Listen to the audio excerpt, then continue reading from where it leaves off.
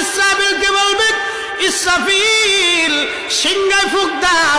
আল্লাহর এই ফেরেশতা সিংহা হাতে নিয়ে মুখের কাছে নিয়ে আল্লাহর আরশে মুআল্লার দিকে তাকায় থাকে। একটা সেকেন্ডের জন্য এদিক আর ওদিক করে না।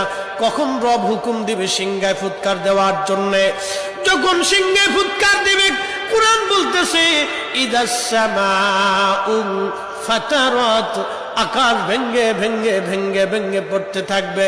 ওয়া ইদাল কাওয়াকিবু তাসারাত, সমগ্র নক্ষত্রগুলি ভেঙ্গে ভেঙ্গে ভেঙ্গে ভেঙ্গে পড়তে থাকবে। ওয়া ইদাল বিহারু ফুজ্জিরাত, সমুদ্রের তলদেশ উদ্দোলিত হয়ে যাবে। সমগ্র পানিগুলি পৃথিবীর উপরে আছাড় মারবে, আর ধুয়ে পারলে সব পৃথিবীবাসীকে নিয়ে যাওয়া হবে।